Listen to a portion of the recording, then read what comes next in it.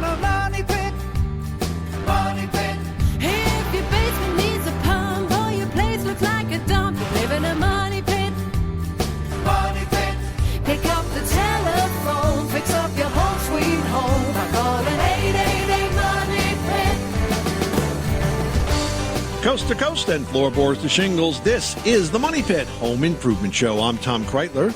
And I'm Leslie Segretti. And we think home improvement is an adventure. And if you are on your own home improvement adventure, we hope it's going well. If it's not, because sometimes adventures have unusual things that happen, twists and turns along the way. Well, that's what we're here for. We're here to help you tackle those projects and get them done. Help yourself first, though, by calling us with your questions. You can do that at 1-888-MONEYPIT, or better yet, technology is your friend. When you go to moneypit.com/ask and click the blue microphone button, you can record a question and send it directly to us for the fastest possible response. Coming up on today's show, with all the recent storms, have you had a tree or two fall down? Maybe you had to have it removed by a tree company, and maybe they left the stump behind because it's really expensive to get rid of stumps. That's an extra charge. It's always an extra charge, as if it was an option, right? Well, guess what? That job is about as far away from DIY as it can get, but we have got some options you can use yourself in just a bit. And also ahead, squeaking floors are one of life's little annoyances, but do they signal a structural problem below? We're going to have the answer, plus step-by-squeaky-step tips to make them go away for good in just a bit. And now that we've reached September, it's a good time to take a good look at your gutters. They are key to more than just keeping water from overflowing. If yours are in bad shape, there are some serious structural problems that can result. But first, we are here to help you tackle your to-dos with confidence. In the East Coast, our kids just went back to school this week, so maybe you got some extra time on your hands, looking to fill a project or two in that time frame. Let us help you figure out what you can tackle in a school day. That should be a tip. School day projects. Things that you can tackle inside of a, say, 6 or 7 hour school day window, right? There you go. Yes, I like this. Give us a call with your questions, because we are here to help you get those projects done. School day or not, we can help you tackle those to-dos with confidence and get them done right the very first time. So call us right now at 888-MONEYPIT, or go to moneypit.com/ask and click the blue microphone button. Let's get to it. Leslie, who's first? Sarah's on the line with a painting question. How can we help you? So we had our roof fixed, and in the process there was a leak, and they painted the ceiling inside, but it still has like a yellow tinge. We're just wondering how to fix that. Do you have any recommendations? Oh, geez, I feel like every time there's a roof leak, you end up with some strange discoloration. So first of all, roof leak is fixed, so that's good.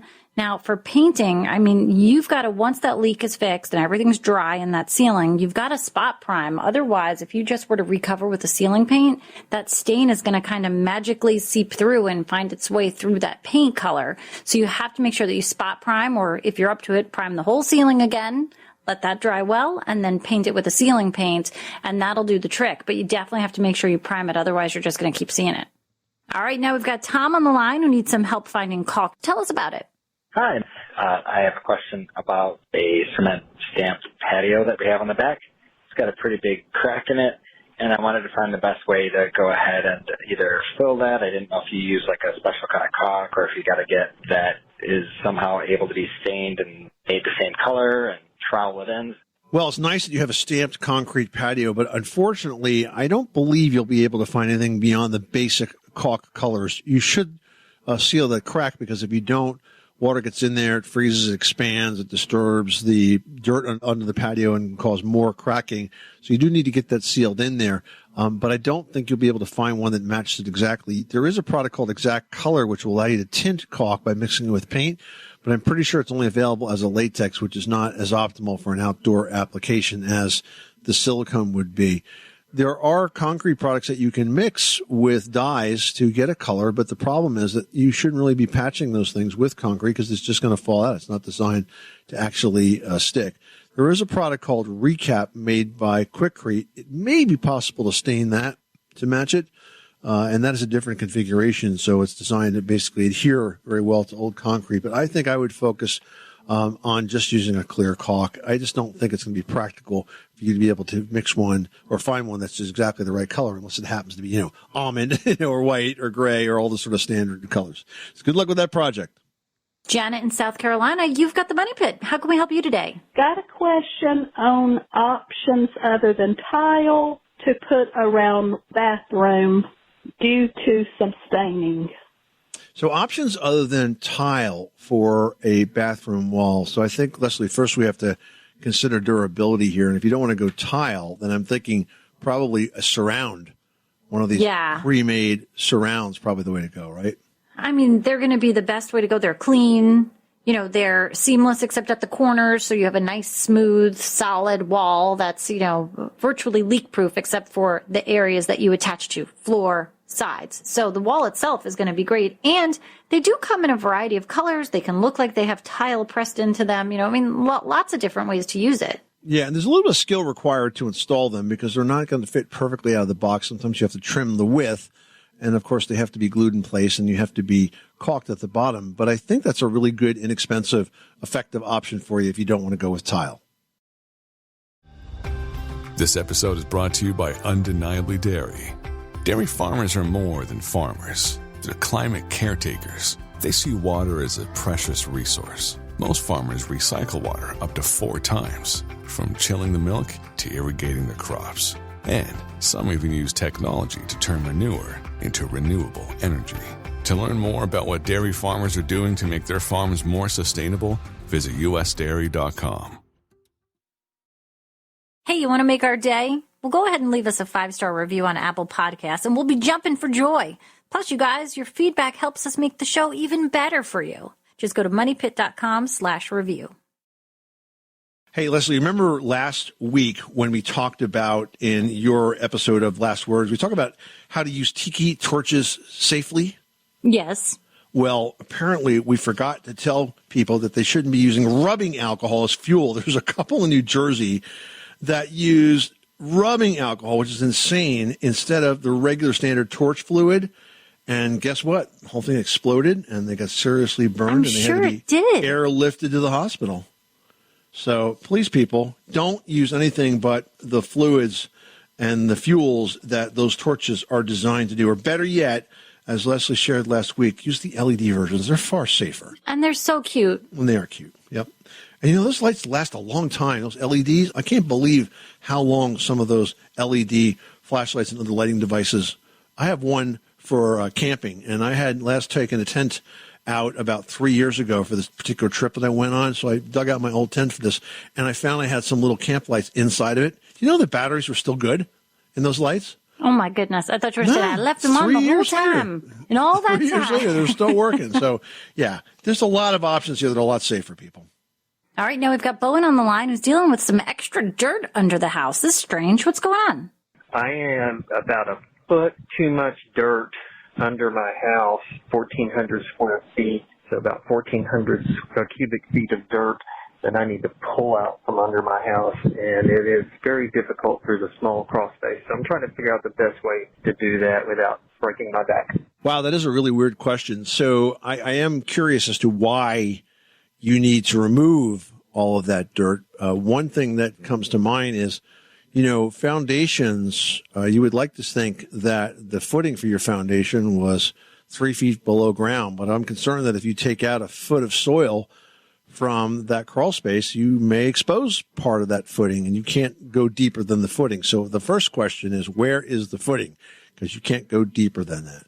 Secondly, you know, you mentioned there was a very small opening. That's the first thing I would work on. I would enlarge the opening so that I had a comfortable place to work. And I think if it was me, Leslie, and I had to do this project, and I don't know why you feel you have to, but assuming that you do, what I would do is I would trench down the middle of the crawl space from basically from end to end. So this way I'm working, you know, to the front wall and to the back wall from sort of a center trench, and that would make it a little bit easier. But boy, you know what? It comes to mind, Leslie. This is going to be, you know, like when some of those old army movies where they were trying to dig a tunnel and they kept putting the dirt, you know, in the legs of their pants and walking around and dropping it all over the field. And like shaking it out as they walked around. Shaking it out. Yeah. I mean, you're going to have quite a conveyor belt there getting that dirt out. It's going to be like a bucket brigade, to take it out. There is no easy way to do this. You want to do it without breaking your back? I don't have that solution for you. You can't get equipment down there. This is all got to be done by hand. and it is not going to be easy. So I hope you have a really good reason for doing this. I would definitely be curious to learn more. So reach back out to us and we can take it from there. Heading over to Tennessee, where Lori's on the line with a question about a concrete floor. How can we help you, Lori? The flooring that we have now, and it has some cracks. I want to know what I need to do to seal those cracks. Well, cracks in concrete are really pretty typical, so I wouldn't get too upset that you have a crack or two in that surface. If you want to repair those cracks, if it's something like a garage floor, for example, you can patch those. There are different products that are used specifically for repairing concrete. They're available in a tube. They're available in a caulk gun. They're available also as in sort of like a stucco-like consistency that you can recoat the surface with. So if you have a surface that's really badly cracked or it's deteriorated, you can use a product like Recap, which is made by Quikrete, and you apply that to the old surface. It adheres perfectly. And when you're done, it looks like a brand new concrete slab has been poured. Well, a tree in your landscape can be a thing of beauty, but after it's gone, that stump is left behind, and it's not so pretty. You know, it's a tripping hazard. It can definitely damage your lawnmower as you try to mow around it. It attracts insects, and let's face it, sawn-off trunks, they really don't look great. Now, stump removal truly is your only option, and there's nothing easy about removing the stump from the ground. But if you're willing to trade off waiting time for expense, there actually are a few number of ways that you can eliminate the stumps for very little cost. So here's a few different methods that you can try out. Now, the most common method of stump removal is, of course, grinding, but that job is about as far away from DIY as you can get. You need to hire a tree service. They use a specialized stump grinder. The tool features like a spinning circular grinding blade that's plunged into the ground again and again to chew up the stump. I mean, it's like a torture device. It absolutely is a horrific thing to watch happen. Actually, I shouldn't say horrific. I should say it's kind of cool to see the power, but I mean, just scary at the same time. But it's expensive. Yes. I mean, I feel the same when I see, like, when they take down a tree and they put the branches in that grinder. Like, that freaks me out, even though, like, you would have to physically, like, flail into it. But I'm like, oh, God, somebody's going to hurt. So when I see the stump grinder, I'm like, oh, no. Like, it's scary, but it's amazing. And it's expensive. It can, it can add a few $100s and up to the cost of removing that tree. But, if you're a hardy do-it-yourselfer, there are other options. Now, if you're a hardy do-it-yourselfer, you can dig out a medium, smallish size stump, and you can do that maybe in an afternoon. And here's the steps if you want to give it a go. You have to dig around the stump with a pointed shovel until you expose those roots, and then extend the hole a few feet out from the stump. So that's just giving yourself some room to kind of work there. Then cut through the exposed roots, and it helps to have a variety of tools on hand because you're going through compacted soil and then through different sizes of roots. So you got to have a bunch of different things. And good tools for this part of the project include a lopper, a pruning saw, an axe, a digging bar. I mean, you're going to use them all, I promise. Yeah, and you can also then continue to work your way through the roots and the soil until you can actually rock the stump back and forth. And once you can have it move from side to side, you can use a pry bar for that, cut through the rest of the exposed roots, and just keep working your way around until the entire root ball is cut free. And then you remove the hole and you fill it with soil. Now, that's not the only option, though. You can also use stump removal chemicals. They're sold online in home improvement stores. They contain usually potassium nitrate, which speeds up that microbial process of decomposition. Now, I did something similar to this on a smallish stump that I had in our front yard. I drilled a bunch of holes with like a spade bit that were like 1 inch in diameter. I filled the holes with Epsom salt and then just covered the top. And actually, I will say that it took probably about a year before it was completely gone, but it actually worked. And so we didn't have to actually grind that away by using the salt option. So there are options. You can also burn a stump out, but that's a bit dangerous, and I wouldn't recommend it unless it's something you're really, really familiar with how to do. One day we'll get my Uncle Pat on the show to tell you about how he tried to do that. And didn't end well? The whole, did not go so well. At the end, we needed a new lawn, new landscaping, a whole bunch of new stuff. And a fire extinguisher. Reese's peanut butter cups are the greatest, but let me play devil's advocate here. Let's see. So, no, that's a good thing. That's definitely not a problem. Reese's, you did it. You stumped this charming devil. All right, now we've got John from Arkansas. What's going on? I've put a recent addition on the back of my house. It's about 16 by 16. and it's a pier foundation. Where it butts up to the house is a slab foundation. Due to unlevelness, part of the floor is perfectly level with the slab, but at one corner of it, where I'm going to try to tie two LVP products together, it's about a half an inch of concrete is higher than where it's going to tie in. Okay. And do I need to grind that down somehow? No. Or? No, what I would do is, what's the floor? What kind of flooring are you going to use when you're all said and done? LVP, laminated vinyl plastic. Oh, okay.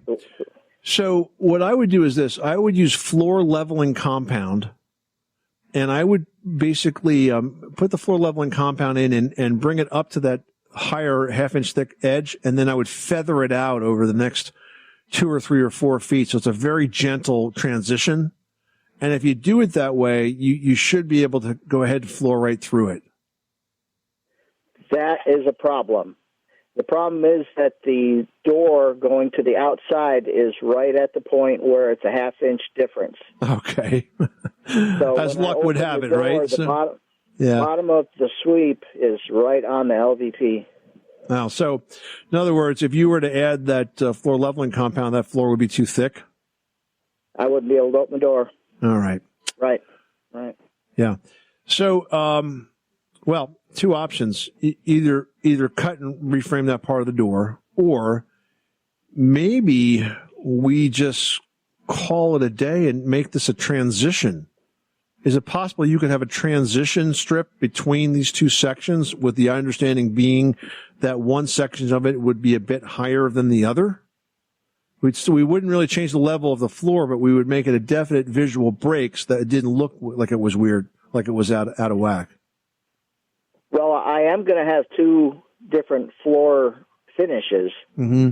So I was going to use a transition like a saddle. Strip that, yeah, like a saddle. Correct. Right. But I didn't know if that would be enough to make up the difference. Well, not by itself, but what you would do is you would build up the high side. When you put that transition place in, you're going to end up with it overhanging that one high side. By high side, I mean where the floor is a half-inch higher. And so you're going to put like an additional piece of wood under that. It will be like a sliver that will go from nothing up to a half-inch. And the longer you can make that, the better. If I was building this, I would build that. I would, get it all sort of set. I would cut my little transition shim piece, and I would take it apart and put some clamps on it and glue it together so it was one solid piece. I'd sand it up so I didn't have to do anything once it was put down. And then I would press it in place. And this way, when you look at it with your eye, all you're going to see is one big transition. There's no way you're going to notice that one end is higher than the other. You want to make it look so good that people think you intended to do that. All right. Thank you, sir. I appreciate the call back, and you guys have a great day. I look forward to listening to your program every week. Hey, so you remember last week we were talking about the review where somebody actually accused me of mansplaining? Yes. Which I denied, and I explained to you very carefully in my best You mansplained it to me, yes, I mansplained it to you, yeah. Well, we got another review, and I love this one. It's 5 stars, which is great. Title is Not Bad. We've achieved podcasting perfection. We are now known as the Not Bad Show. It's amazing. It's actually kind of funny. This guy is very, very kind. He says he's been listening for a couple of days. The show's pretty good. I wanted to find a show that helped me learn to build DIY projects. So far, it seems to help a lot. And if you go to their website, they have articles on it. Overall, great listen for anyone who wants to fix up their home. So thank you very much, Chris, for sending that to us. But, the Not Bad reminds me of the very first time that we did a syndicated show. And this was before Leslie, which is a long time ago, people. And we were very nervous by doing a syndicated radio show because now we were on, at that time it was probably, 10 stations. Now we're at 400. And, we did this 1-hour show and we got done. And we said to the engineer, who was a seasoned professional, and we said, "Hey, Eric, how do we do?" To which he responded, "Well, you didn't suck too bad." So we decided that was going to be our mark from now on. We're going to make sure that no shows that we do don't suck too bad. I'm going to take the review with the subject line, not bad. But in my mind, I'm hearing him say it, not bad. Like, you got to think about Not bad. Woo, I like that. That's where I'm going with this one. We appreciate all your reviews. If you drop us one on Apple Podcasts, it means a lot to us and actually helps us be able to continue to do this show. So thank you very much again, Chris, and for all of you who have posted reviews on the Money Pit podcast. All right, now I've got Linda from Rhode Island on the line who's having a hard time being patriotic. What's going on, Linda? Well, what I have, the flagpole I have, is the actual bracket that you put the aluminum pole into. Okay. And I was trying to attach it to the front column, which is aluminum on my porch. Okay. But the column is not perfectly smooth. It's like variegated with indents, and it is right up close to the frame of the door. Okay. So I was able to put one screw in that came with it. And when I put the other screw in, it held for maybe a day, the first day the flag was up. Right. And the next time I went to put it up, the other screw, one of the screws pulled out. Just popped out, yeah. Okay, yeah. So you want to put this on the column, and you see the column is next to your door, is that right? Right next to the door frame. It's a very small area, but the whole area in the front is small. All right, so a couple of ideas. First of all, in a scenario like that, the hardware that comes with the bracket is probably not good enough, because what you want is a screw that's going to go deep into that column or deep through the column, and if in your case the column is part of the front facade of the house, it would go into the frame. So a longer screw is going to be helpful. And the second thing is that you're going to want to pilot hole those screws before you put them in, not just try to force them into the column metal. So you're going to want to use a drill that is smaller than the screw. If you can imagine a screw has the threads and has sort of the solid part in the middle, you want the pilot drill to be just a little bit smaller than that solid part of metal in the middle of the screw. Now, the other thing that you could possibly do if you're having trouble because, as you described, it's uneven and sort of variegated, I think was the word you used, is you could put another block on that column first. Now, you could do this with metal. You could do it with like a piece of oak, like wood that was, finished, and you attach that really solidly, and then you put the bracket on top of that. So this way you'll have another piece in between, but it might make collectively for a more secure installation by not putting the bracket right on that variegated, uneven column. So those are a couple of options for you, but I think you're going to need better hardware, not just what came with the bracket, because you're right. It has to be really secure, especially when that flag starts whipping in the wind. Those brackets take a lot of force, and if it's not held in well, it's going to pop out. Well, squeaky floors, they're one of life's little annoyances, but they rarely signal a structural problem below. Now, the actual sound stems from one or a combination of two sources. Now, either loose floorboards are rubbing together, or the nails that hold down that floorboard are squeaking as they move in and out of their holes. So that's what's making the sound. That's right. Fortunately, squeaks can be just about as easy to fix as they are to find if you guys know what to do. So the solutions in both cases is to re-secure the floor to the floor joist below. Now, how you do this depends on the floor covering. Right. So now for floor squeaks that are happening under carpet, that's because the plywood underneath is rubbing against the joists below. So the best solution here is to remove the carpet if you can, and then use hardened drywall screws to hold that floor in place by driving one next to every nail in the floor. And the screws never back out, so they're much better than nails at stopping the squeaks. It's really smart to do this if you're replacing the carpet. I mean, this way you're stopping those squeaks even before they think of happening. Now, fixing squeaking hardwood floors is a little trickier than fixing a carpeted floor, but the principles remain the same. You need to find the area of the squeak and then use like a stud finder to locate the joist below. The same way you use a stud finder, like if you were hanging a picture and you were sort of sliding it against the drywall, you would slide it against the floor to find where the beam is below. Then you would screw the floor down in this area, but you can use a type of screw that's called a trim screw. Now, you know how you have finished nails and you have like common nails? Well, trim screw is kind of like the finished nail version. It's a really small head, and it's hardened, and it goes in kind of like a finished nail, so it's easy to fill the hole with like wood putty when you're all done. And when you secure those loose boards to the joist below, the squeak goes away. And squeaky floors may be one of life's little annoyances, but they're easily kept under control. If you want a complete guide on how to fix floor squeaks under carpet, hardwood, tile, even vinyl, search Squeaky Floors on MoneyPit.com. Sharon in Georgia, you've got the Money Pit. What can we do for you today? I have 2 Corian sinks in my bathroom, and the water is turning them, they were white, and the water is turning them like yellow. And my husband heard that you could use the fine sandpaper and sandpaper around the drain where it's really the worst. And that doesn't seem to work. His is now gray around his drain, and mine he didn't touch. Okay. So have you got any solutions? I mean, I would try first like a couple of different like softer cleansers just to see if that does anything. I know Bonami seems to be a good one for a surface like that. And then I've tried all of them. You've tried I've all tried of all of them. Yeah, and I even tried the little green, scrubby thing that they told me to use. Have you ever, like with Bonami or Barkeeper's Friend, I think is the other one, when I have a Corian sink, and I find that what we do is we put a lot of it on there and just sort of almost make like a paste and let it sit on the surface for a while. And then we come back, in 15, 20 minutes later and then start rinsing it off. But it has sort of a bleaching effect when you let it sit there. It's not just to rub it and rinse it away, but let it sit on the stains for a while. What you're describing is not that unusual. Unfortunately, Corian does absorb stains. It's not as stain resistant as we'd like. It can be abraded, but that's not really going to change anything because it's not, the stain is not on the top. It's kind of soaked in. So you really need to kind of clean it. And that's why those products work well for that. Okay. I'll try that, making the paste and putting it on there and leaving it on there for a little bit. Just sprinkle it out and then get it a little bit wet until it gets kind of like pasty, and then just let it sit for that.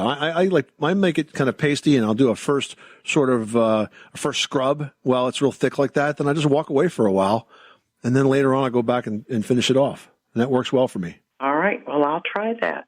Well, fall's ahead, and now's the time to take a good look at your gutters because they're actually a really important component that can prevent serious structural problems from getting started. Yeah, now gutters perform one duty, and that's controlling the water around your house. But if your gutters are missing or disconnected or even clogged, you could be facing major and potentially expensive home repairs. Not managing that water around your home can cause flooded basements, cracked foundations, cracked sidewalks, leaking roofs, and even lead to wood-destroying insects finding a meal, and I might say a very tasty one, in your home. Now, when you're selecting new gutters, the most common types are vinyl and aluminum. Now, vinyl gutters are typically the least expensive gutters, but they can be very thin, so they could sag or become brittle in extreme temperatures. They also tend to leak more frequently than aluminum gutters, so frequent repairs can be expected. The one advantage, though, of vinyl gutters is that they're sold in smaller sections, and they can be installed by a do-it-yourselfer over, say, a weekend. Now, aluminum gutters tend to be much more durable, and they're installed by pros who can custom build a single gutter for each roof section. And they also plan for adequate downspouts to make sure that your gutters don't back up during heavy rainfall. I mean, their job really is to calculate how many downspouts, how far apart, all of that to make sure that that water moves where it's supposed to. And plus, watching the machine that they use to bend these gutters is really cool. Now, once the gutters are installed, they need to be kept clean. Do-it-yourself gutter cleaning is simple enough, but it can be a dangerous job for the untrained weekend warrior. In the alternative, there are many, many types of gutter guard systems on the market to choose from, and all of them offer some sort of protection for your gutter at varying costs. None of them, by the way, despite their advertising, give you 100% protection. You still end up having to do some level of cleaning. But I have one better option to suggest, and it's something that's not actually very well known, and that is to invest in a deeper gutter. Now, a standard gutter is called a K-style gutter because the front kind of looks like a K. That comes 5 inches deep. But if you go to 6-inch depth K gutters, you actually can process about 50% more water, and the deeper gutters clog far less frequently because the leaders, the downspouts, are bigger, and they allow most everything that gets in that gutter to simply flow right through the drains. Doesn't that sound like how it really should work?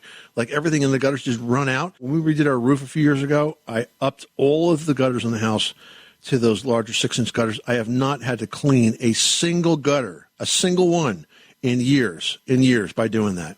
They just don't get filled up. And what I like to do, because I'm, kind of a nudge about stuff like this, when it rains really hard, I will go outside and watch those roofs and see where the water's going, see if anything's backing up, and make sure the gutters are flowing. And there's nothing better than to hear all that water whooshing down those leaders in a big rainstorm and know you're moving it away from the house and away from the roof, of course.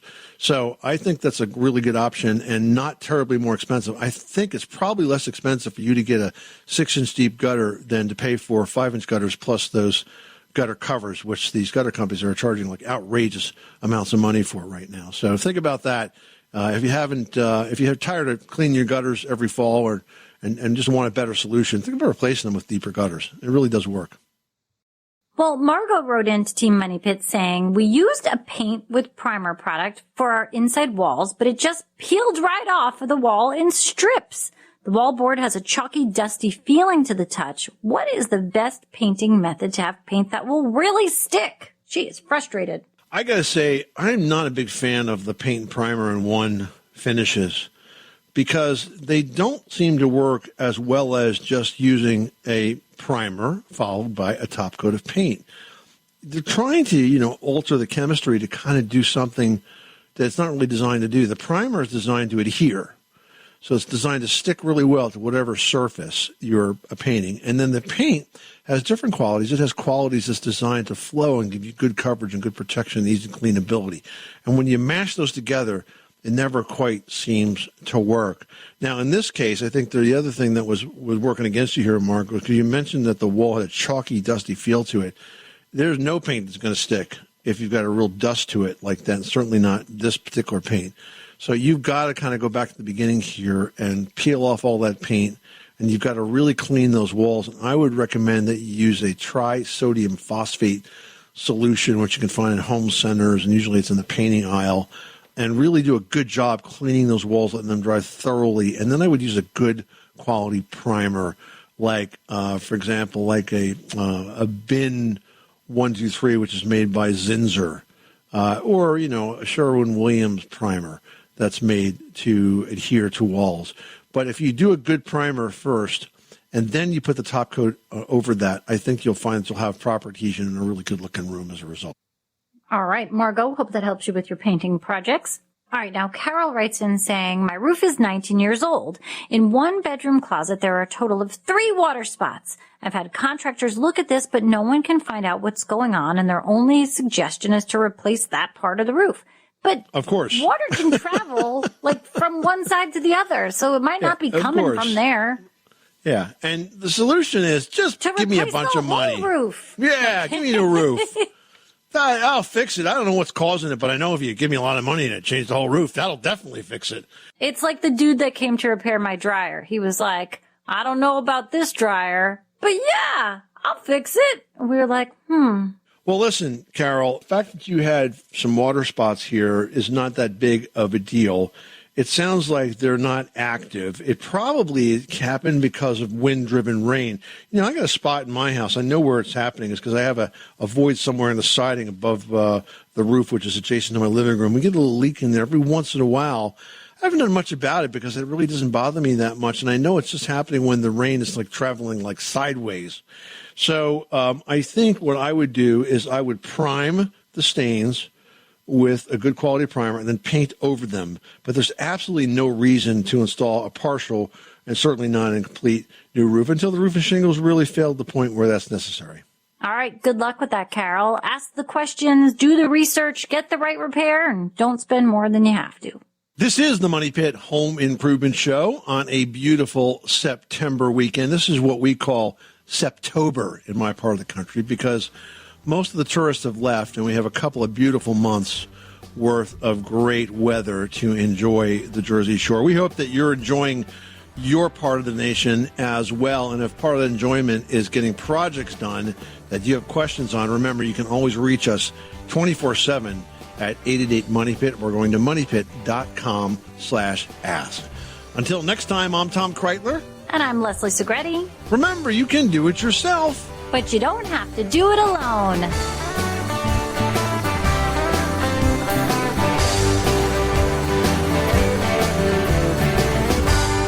You live in a money pit. It's always the right time deal. Hey, want to go to Mickey D's for lunch? Ooh. Let's go now. But it's not lunchtime yet. If we're going to McDonald's, it's always the right time. Yeah, it's hard to argue with that. There's a deal for every lunch hour at McDonald's. Now's the time to get 2 for $3.99. Mix and match a 4-piece McNuggets, a McDouble, a McChicken, or a hot and spicy McChicken. Price and participation may vary. Cannot be combined with any other offer. Single item at regular price.